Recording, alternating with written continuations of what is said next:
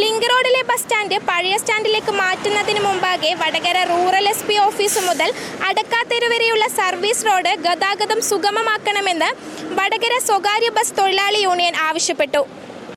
Vadakara link റോഡിലെ സ്റ്റാൻഡിൽ നിന്നും ബസ്സുകൾ തിരികെ പഴയ ബസ് സ്റ്റാൻഡിലേക്ക് മാറ്റുന്നതിന് മുമ്പായി റൂറൽ SP ഓഫീസ് മുതൽ അടക്കാത്തെരു വരെയുള്ള സർവീസ് റോഡ് നവീകരിച്ച് ഗതാഗതം സുഗമമാക്കണമെന്ന് വടകര താലൂക്ക് സ്വകാര്യ ബസ് തൊഴിലാളി യൂണിയൻ സംയുക്ത സമിതി ആവശ്യപ്പെട്ടു. ലിങ്ക് റോഡിൽ നിന്നും കൊയിലാണ്ടി, പയ്യോളി, പേരാമ്പ്ര, കൊളാവിപ്പാലം ബസ്സുകൾ തിരികെ പഴയ സ്റ്റാൻഡിലേക്ക് തന്നെ മാറ്റുന്നതുമായി ബന്ധപ്പെട്ട് നഗരസഭാ ചെയർപേഴ്സൺ PK ശശി വിളിച്ചു ചേർത്ത ബസ് തൊഴിലാളി യൂണിയൻ നേതാക്കളുടെ യോഗത്തിലാണ് ഈ ആവശ്യം ഉന്നയിച്ചത്.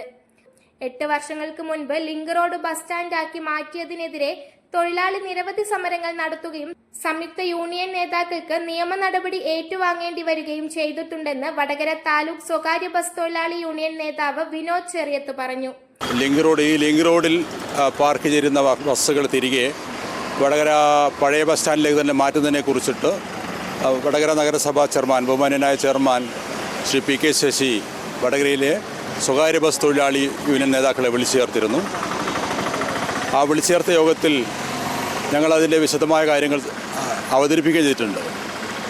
ഒരു 8 വർഷം മുമ്പ് പഴയ ബസ് സ്റ്റാൻഡിൽ നിന്ന് ബസ്സുകൾ ലിങ്ക് റോഡിലേക്ക് മാറ്റുന്നതിനെതിരായിട്ട് ശക്തമായ സമരം നടത്തിയ യൂണിയനാണ് ഞങ്ങളുടേതൊക്കെ തന്നെ.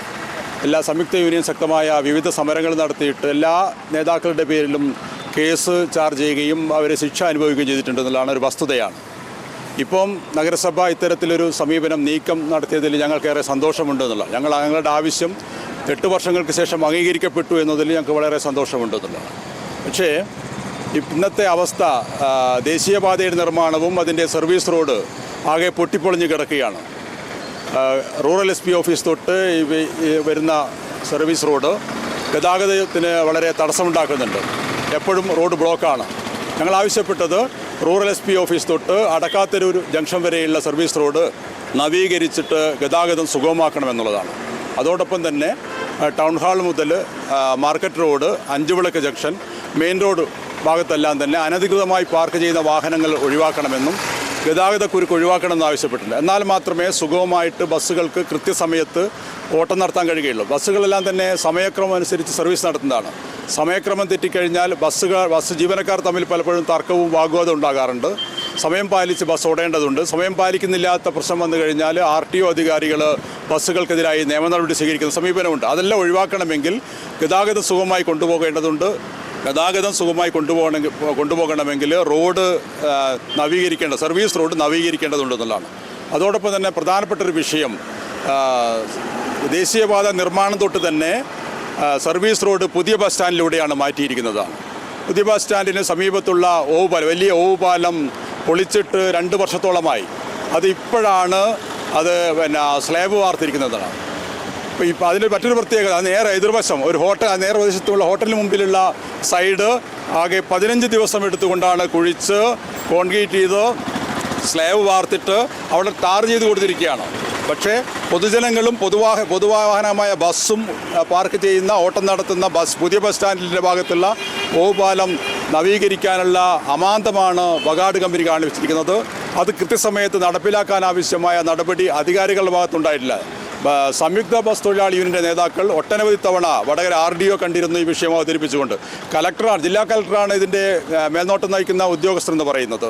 RDO ഞങ്ങൾ പലതവണ കണ്ടിട്ടും അത് എളുപ്പത്തിൽ നടപ്പിലാക്കുമെന്നല്ലാതെ ഇന്നേ വരെ ആ നടപടികളൊന്നും സ്വീകരിച്ചിട്ടില്ല എന്നൊരു വസ്തുതയാണ്.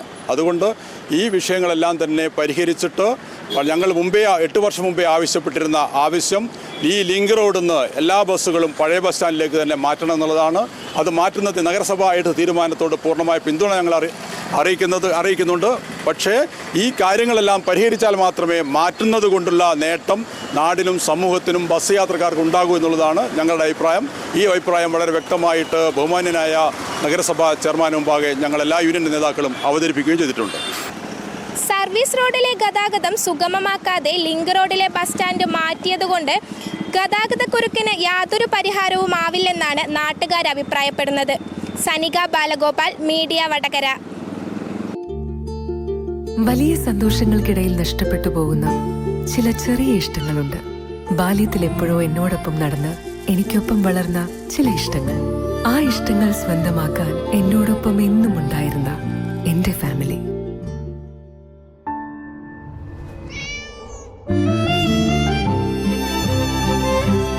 എന്റെ ഇഷ്ടങ്ങൾ എന്റെ ഫാമിലിക്ക് അറിയാം. Family wedding centre.